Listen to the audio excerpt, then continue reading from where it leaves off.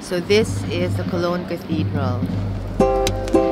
Yan na yan. That's just a few minutes walk away from our hotel. Syempre picture muna. Wait lang ha. It's still undergoing construction. Laki? Grabe.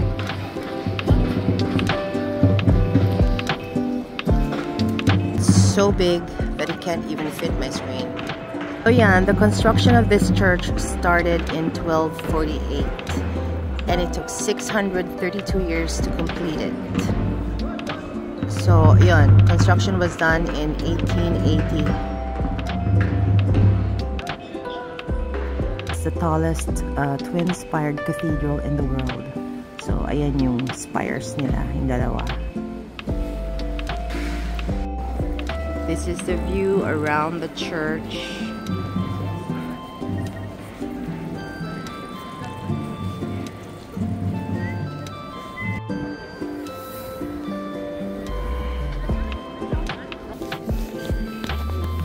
Candle stand, please. And so this is inside the Cologne Cathedral. Wow. Laki sobra.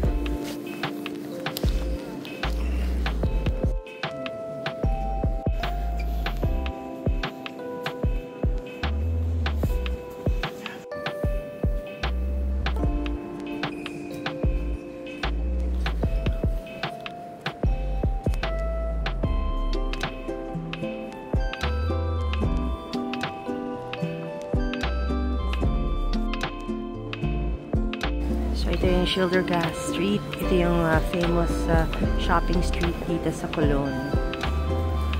Let's go!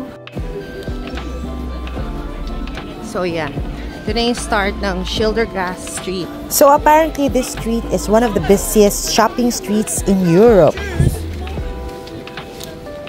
Yeah, pero gusto namin mag-merienda, so hanap tayo ng cafe. Anyway, kailangan namin hanapin yung Sephora because may pinapabili sa akin yung daughter ko. Huh? Yan. So, ito yung street na to. Tapos magra-right tayo. Nandoon ang Sephora. Hindi ko lang alam anong street to. Pero punong-puno lang siya ng shops. So, lakad pa tayo more. Galing na nga ako ng Sephora. Siyempre, konti lang nabili ko. Mahal eh. Masalubong for the children. Ayan, so, nandito pa rin kami sa Schildergasse Street.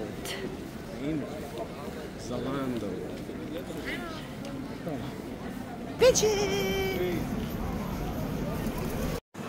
So we're gonna eat here at Reese. So tara, let's eat merienda here at Reese. And so kinakain ni husband is bacon and eggs. Ako wala, I'm not that hungry. So naghahanap kami ngayon ng German sausage para naman matry ko. Si husband lang kumain dun eh. Ng bacon and ano yun? Wala lang, bacon and eggs lang. So, lahat naman ang kakainin, diba?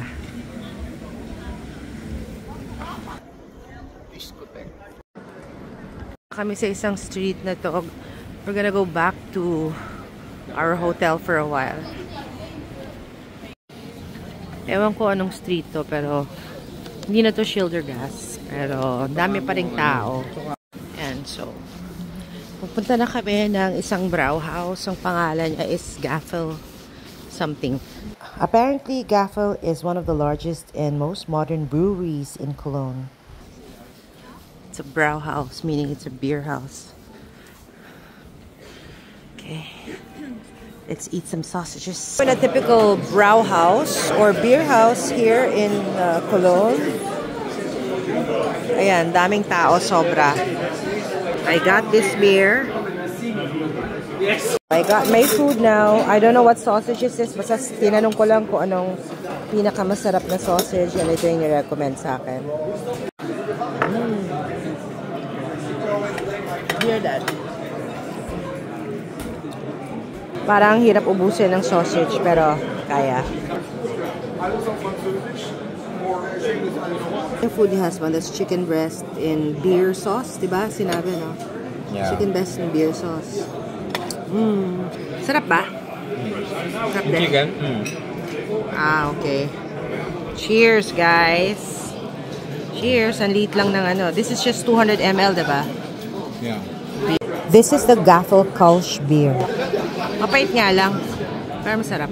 Nga lang, there's just so much potatoes. Siyempre kung ako nagbabawas ng carbs, hindi ko talaga mauubos yan dahil ang dami, sobra. Sobrang dami talaga. I think this plate is like good for 2 persons. So, time for lunch. So, this is a Turkish restaurant here in Cologne, Germany. And I'm gonna eat a doner.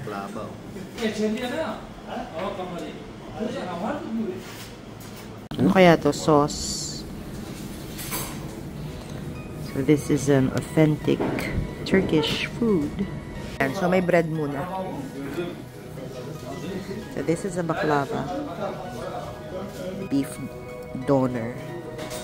Ang laki. My God, paano ko maubusin yan? And then, hubby got a, ano yan? Lamb or beef? Beef. Beef something. Kebab? And then I got baklava.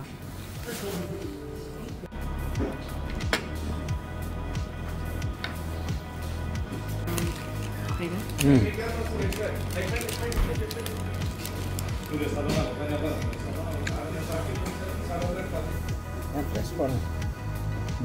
Yan yung money wall nila. Ito yung mga money na pinibigay sa kanila ng mga customers nila from all over the world. Hasba ng 100 pesos for the money wall. Souvenir. Ayan yung kanya. Okay, so I think there's gonna be an event here. Ayan, may tinata yung I don't know kung ano man yan. So these are the German drugstore makeup na pampasalubong ko. So yan yung Catrice, Essence at saka Rival brands. Oh, ayan na yung mga pinagkukuha ko. Kung ano-ano na lang. Go! So nandito na kami sa Cologne Station. Magpa 5 PM na and 5:30 yung alis ng train namin pabalik sa Amsterdam. Sobrang nag-enjoy kami dito kahit overnight lang kami. Medyo bitin lang pero sobrang namangha ako sa Cologne Cathedral. So hanggang dito na lang muna. This is Nell. Bye!